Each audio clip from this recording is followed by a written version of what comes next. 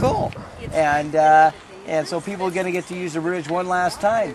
And then they'll close it on Monday, of course, and that'll be the end of it. But at least it's not a 9/11 closure. It's not our 9/11 in Spences Bridge. We're going to have a 9/14 instead. The bridge will be closed. So anyway, it was good.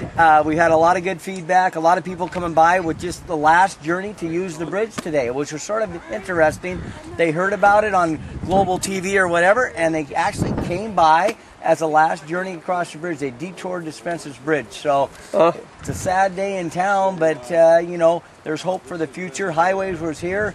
Let us keep it open, and they're going to take another hard look at the bridge, and there's a possibility, slim though it may be, that the bridge will still be open down the road somewhere. So, well, what there is, I mean, this bridge is pretty old, I imagine. It's 77 years old. Yeah. Now there is structural problems. That's why they've closed it, of course. Of course, yeah. But what kind of money are we looking at for repairs on it? They're looking at $1 to $2 million for repairs, and they're looking.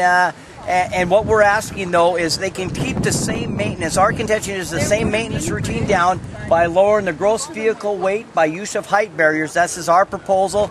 And Harry Lowry's proposal to the ministry is put height barriers on, lower the GVW to 5,000 kilograms, let emergency vehicles, our first responder vehicles in town, go through this bridge, light passenger vehicles, use this bridge with the same maintenance routine while we look for funding to repair this bridge or build a new one eventually and stuff like that. So that is the proposal we have before the ministry.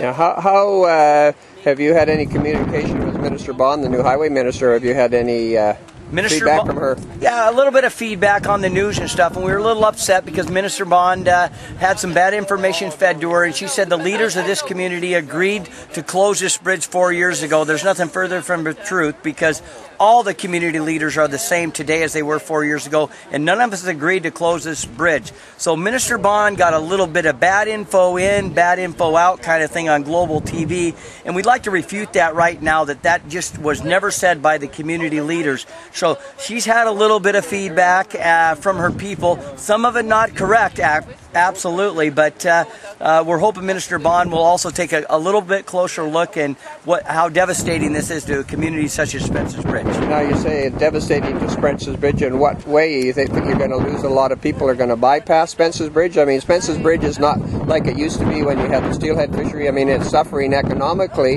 and this is just going to add to the woes, is it?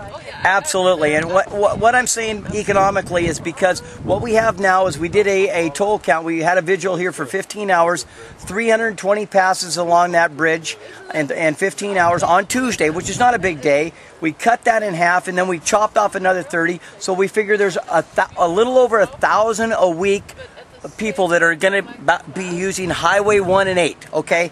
Of those people, a lot of them are motorhomes, fifth wheels, tourists. Are you going to backtrack if you're heading to the coast, anywhere on the coast, to come into Spences Bridge? Heck no, you're like me. You're just going to keep going and heading west. And that's what's going to happen. So the people that say, hey, let's check out this neat little town, are now going to bypass us. That's where we're going to have the economic impact. We lived in different places, but my relatives, where I was this year, they were in outside of the airport, Hoofddorp, about 15 minutes away from there. So, yeah, these people are from Denmark. There you go.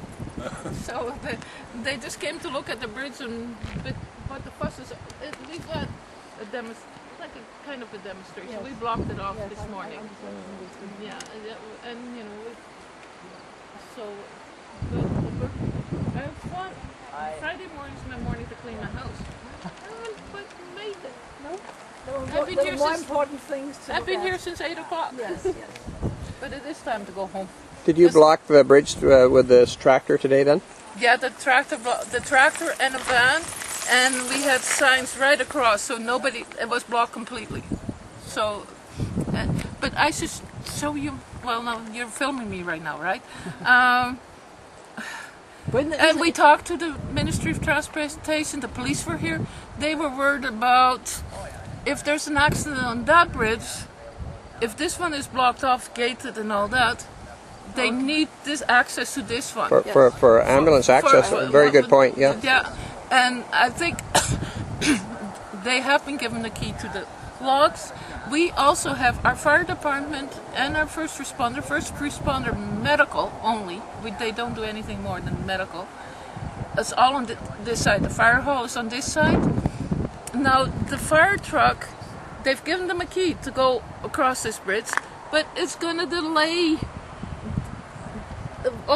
using the key to get across. You have to unlock this one, and you have to unlock that one to get to any emergencies on the other side. Well, it could be a life and death situation because where every second counts. Yeah, right. The medical, because every time that our first responders have to go out, they're pretty well giving them oxygen. So that it could be a life or death situation. With the gate, like our fire chief says, it's almost faster to drive around than to use this with the locked gates. Okay? That good? That's a good. Tell him a little bit.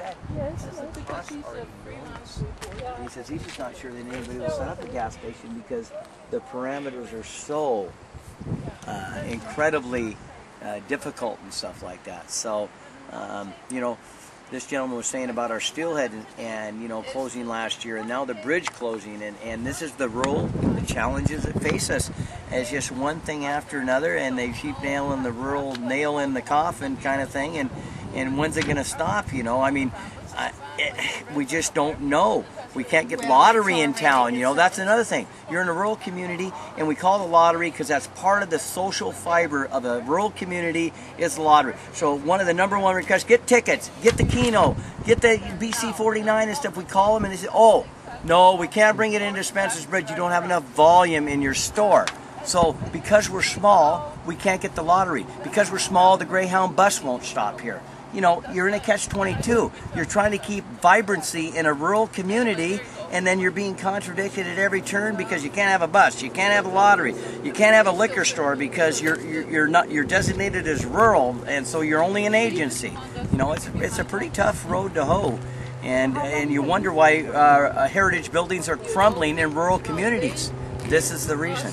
You know, nobody wants to buy a heritage building. Nobody wants to fix up a heritage building in rural communities because rural BC is crumbling by the minute, and it's a shame. It's an absolute shame. Now, if you don't get anything, have you got any further demonstration that you might do, or have you?